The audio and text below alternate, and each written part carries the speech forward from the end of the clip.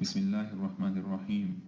جب اللہ تعالیٰ کے حکم سے مسلمانوں کا قبلہ بیت المقدس کی بجائے خانہ کعبہ مقرر ہوا تو نادان لوگ کہنے لگے کہ مسلمانوں کو کیا ہو گیا ہے۔ ان سے کہو کہ مشرق اور مغرب سب اللہ کے لیے ہیں، کسی سمت کو قبلہ بنانے سے یہ مراد نہیں کہ اللہ اسی طرف ہے۔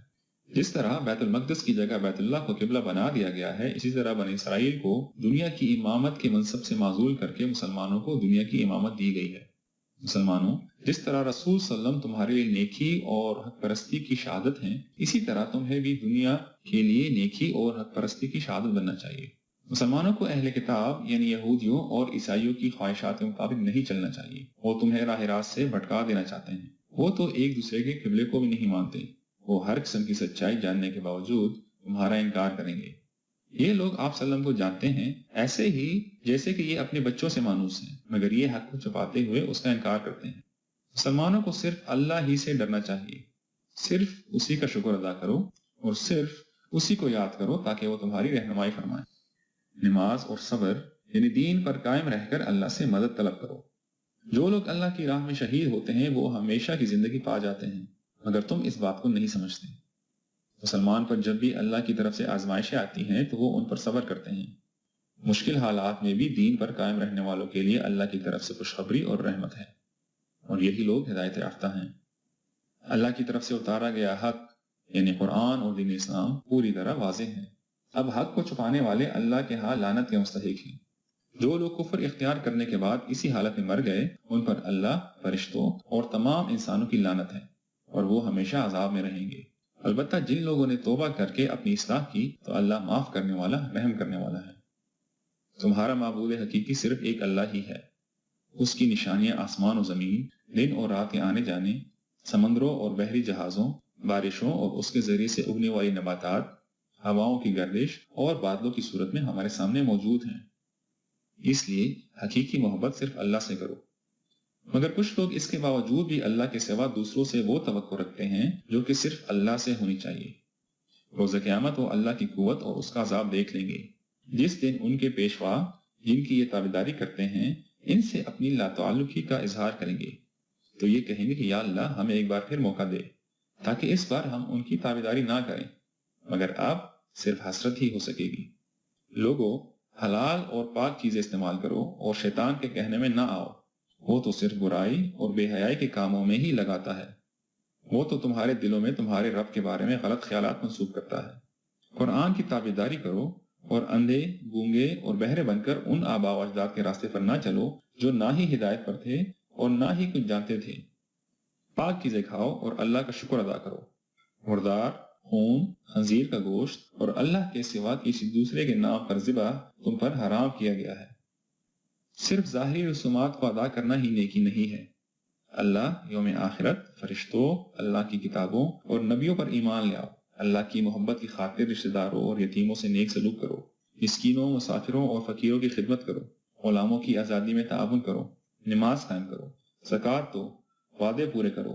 تنگی اور مصیبت اور حق و باطل کی جنگ میں ہمت کا مظاہرہ کر کے سیدھے راستے پر ڈٹے رہو۔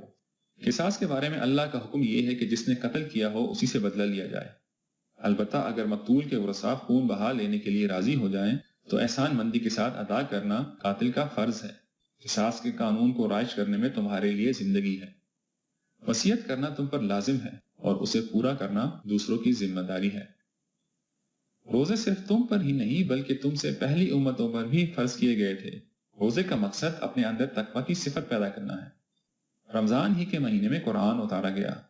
یہ وہ کتاب ہے جو انسانوں کے لیے ہدایت کا ذریعہ، سیدھا راستہ دکھانے والی اور حق اور باطل میں تمیز کرنے والی تعلیمات پر مشتمل ہے۔ رب تعالیٰ بہت قریب ہے، وہ دعا کرنے والے کی دعا قبول کرتا ہے۔ جو اسے پکارے اور اس کے حکموں کو مانے تو اسے ہدایت سے نوازتا ہے۔ رمضان میں ہونے والی تربیت کا اثر اپنے کاروبار میں بھی دکھاؤ اور لوگوں کے مال ناجائز طور پر نہ کھاؤ۔ حاکموں کو رشوت دے کر ناجائز فائدہ اٹھانے کی کوشش نہ کرو۔ اللہ کی راہ میں ان لوگوں سے جہاد کرو جو تم سے لڑتے ہیں، مگر زیادتی نہ کرنا۔ ان کو نکالو جہاں سے انہوں نے تم کو نکالا ہے، اس لیے کہ قتل کرنا اگرچہ برا ہے مگر فتنہ کرنا اس سے بھی برا فعل ہے۔ اس لیے فتنے کے سدباب کے لیے لڑائی جاری رکھو حتیٰ کہ اللہ کا دین ہی ہر جگہ پر غالب آ جائے۔ اور اللہ کی راہ میں جہاد کے لیے خرچ کرتے رہو اور بخل کر کے اپنے آپ کو ہلاکت میں نہ ڈالو۔ کچھ لوگ بڑی خوبصورت باتیں کرتے ہیں اور خدا کو گواہ بنا کر لوگوں کی بے غرض خدمت کا کام کرتے ہیں، مگر وہ اسلام کے بدترین دشمن ہیں۔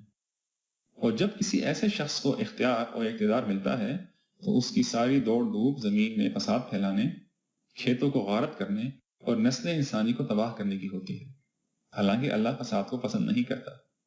جب ایسے شخص سے خوف خدا کا کہا جاتا ہے تو اپنی عزت کی خاطر وہ گناہ پر جم جاتا ہے، ایسے شخص کے لیے جہنم ہی ہے۔ اے مسلمانوں، اسلام کو پوری طرح اختیار کرو اور شیطان کی پیروی نہ کرو، وہ تو تمہارا کھلا دشمن ہے۔ آج کافر اپنی عارضی دولت اور اقتدار کے نشے میں مست ہیں اور ایمان والوں کا مذاق اڑاتے ہیں، مگر آخرت میں تو اعلیٰ مقام متقیوں کا ہی ہوگا۔ ہاں، دنیا کا رزق تو اللہ جسے چاہے بے حساب دیتا ہے۔ مسلمانوں، تم یقیناً حق پر ہو، مگر راہ حق میں مشکلات ضرور آتی ہیں، لہٰذا اس خوش فہمی میں نہ رہو کہ مشکلات کا مقابلہ کیے بغیر جنت میں چلے جاؤ گے۔ تم سے پہلے بھی ایمان والوں کے بڑے سخت سے سخت امتحانات لیے گئے تھے۔ جہاد کا حکم سن کر ناگواری محسوس نہ کرو، ہو سکتا ہے کہ تمہیں ناگوار لگنے والی چیز تمہارے لیے بہتر ہو اور تمہاری پسند والی چیز تمہارے لیے بری ہو، اس کی حقیقت اللہ ہی کو پتہ ہے۔ شراب اور جوا حرام ہیں، ان میں فائدے کی نسبت نقصان زیادہ ہے۔ ضرورت سے زائد مال اللہ کی راہ میں دے دو۔ یتیموں کے لیے بہتری سوچو اور ان کو اپنے ساتھ ملاؤ۔ مشرک مرد اور عورتوں سے نکاح نہ کرو، اگرچہ وہ تمہیں ہر لحاظ سے پسند ہو، الا یہ کہ وہ ایمان لے آئیں۔ حیض ایک گندگی کی حالت ہے اور عورتوں کے پاک ہونے تک ان سے تعلق نہ رکھو۔ اس کے بعد کے چند صفحوں میں اللہ تعالیٰ نے طلاق، رضاعت یعنی دودھ پلانے اور نکاح کے مسائل بیان کیے گئے ہیں۔ طلاق کے معاملے میں اللہ کی حدود سے تجاوز نہ کرو۔ تمام نمازوں کی پابندی کرو اور نماز کسی صورت میں نہ چھوڑو۔ بنی اسرائیل کے ایک گروہ کا وہ واقعہ بھی یاد کرو جب وہ ایک بڑی تعداد میں ہونے کے باوجود دشمن کے مقابلے میں بھاگ کھڑے ہوئے اور اپنے ہاتھوں اپنے لیے اخلاقی اور سیاسی موت اختیار کر لی۔